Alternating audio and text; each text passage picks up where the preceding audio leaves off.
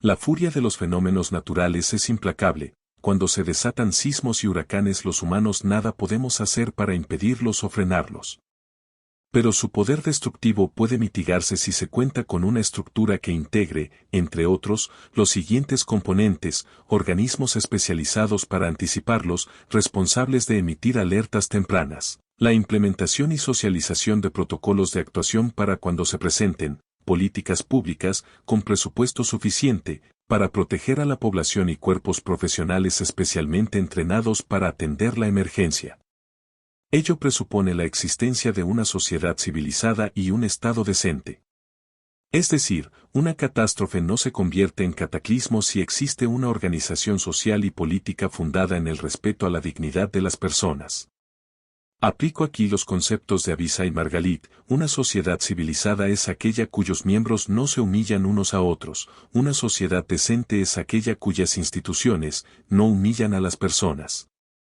Si estos valores están inscritos en la cultura y política de una sociedad, es casi imposible que después de un desastre natural se extienda el saqueo, la anarquía y la humillación a los damnificados, porque el conjunto social y las autoridades, en primerísimo lugar, se abocan instintivamente, sin tardanza, a las prioridades: salvar vidas, sepultar dignamente a los muertos, dar de beber al sediento, dar de comer al hambriento, dar cobijo al desnudo y techo al desamparado, restablecer servicios, reactivar la vida productiva y remediar los daños ambientales.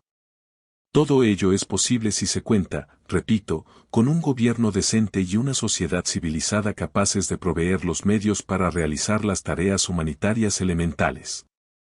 Nada de esto puede esperarse en el contexto de un Estado fallido, una sociedad colonizada por el crimen organizado y gobernantes narcisistas obsesionados por su popularidad ocupados en ganar elecciones.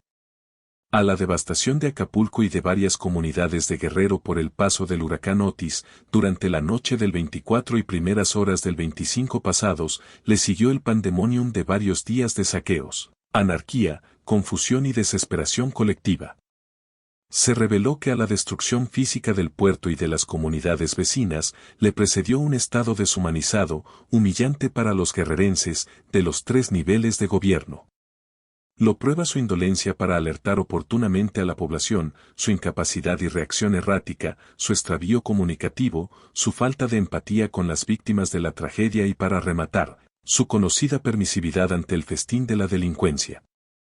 Las labores de reconstrucción demandarán ingentes cantidades de dinero, pero sobre todo exigen fuertes dosis de humanismo, decencia, altura de miras, solidaridad social y talento. Otis puso a la vista un cataclismo mayor, una patología social grave, la ausencia de principios básicos de convivencia y orden social. Es así que el proyecto del presupuesto de egresos de la Federación de 2024 no contempla un fondo destinado a la reconstrucción de Acapulco, ni otras zonas de Guerrero afectadas por el huracán Otis. El proyecto, que comenzó a circular el miércoles, no contempla ningún rubro específico de apoyo a los damnificados. El grupo de legisladores afines a Marcelo Ebrard adelantó que presentará una propuesta para que un porcentaje de los ingresos petroleros sea destinado para apoyar a Guerrero, ya que los recursos de atención a desastres naturales son insuficientes. Por tanto, existe la posibilidad de que pueda incorporarse en la discusión del dictamen en el Pleno de San Lázaro que iniciará este viernes. La propuesta del presidente al Poder Judicial de la Federación de donar los recursos de los fideicomisos extinguidos para apoyar a la población de Acapulco tuvo una respuesta inmediata de la presidenta de la Suprema Corte. El nuevo tono: Norma Piña se despide por escrito del presidente con un "reciba un saludo cordial", augura una nueva etapa en las enrarecidas relaciones entre los poderes ejecutivo y judicial. Por primera ocasión, desde que la ministra Norma Piña asumió la presidencia de la Suprema Corte, hay un signo de entendimiento entre los dos poderes. Por primera ocasión desde que asumió la presidencia de la Suprema Corte, el presidente se refiere al Poder Judicial de la Federación sin necesidad de insultos o improperios. Algo bueno además de toda la desgracia acumulada que trajeron los vientos huracanados de Otis. En los años 30, se dio una confrontación histórica entre el presidente Franklin D. Roosevelt y la Suprema Corte de Estados Unidos. Los bancos estaban quebrados, la tercera parte de la fuerza laboral, 15 millones, estaba sin trabajo, los precios agrícolas por debajo de los precios de producción. Admiradores de la Unión Soviética, 100.000 estadounidenses, habían solicitado trabajo en Rusia, hecho que evidenciaba el descrédito del sistema capitalista frente al comunismo. Las medidas de Roosevelt para resolver la crisis encontraron fuerte oposición de la conservadora Corte, por lo que el presidente decidió desmantelarla. La Corte estaba integrada, como ahora, por 9 jueces, cuyo promedio de edad era de 71 años. Entonces en Estados Unidos la esperanza de vida era de 57 años, por lo que sus integrantes, todos varones, se conocían como The 9 Old Men, los 9 ancianitos. Roosevelt la tenía más fácil que López Obrador en el intento de debilitar a la Corte. El número de sus integrantes no estaba señalado en la Constitución, sino en ley, por lo que Roosevelt propuso algo ingenuo. El Ejecutivo estaría facultado para nombrar un juez de la Suprema Corte por cada uno que tuviera más de 70 años o se retirara. Eso le daría a Roosevelt la posibilidad de proponer al Senado a 6 integrantes, lo que le permitiría salvar al New Deal. Nada de eso ocurrió. El Congreso y la opinión pública, independientemente de la aceptación de FDR, sabían que retirar la autoridad a la Suprema Corte significaría ir en contra de valores más relevantes de los principios nacionales.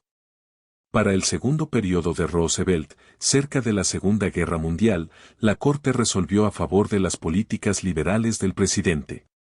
Años más adelante, inició la defensa crucial de derechos humanos al cancelar la segregación racial.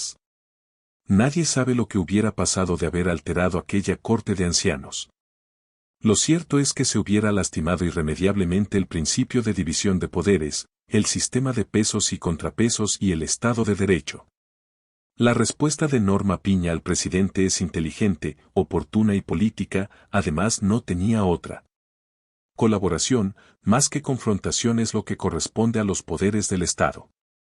El propósito central de este posible arreglo es brindar alivio a mexicanos seriamente lastimados, pero además cancela el escenario del conflicto constitucional que enfrentaría a los dos poderes, cuando la Suprema Corte resolviera las eventuales acciones de inconstitucionalidad y los amparos masivos ya presentados.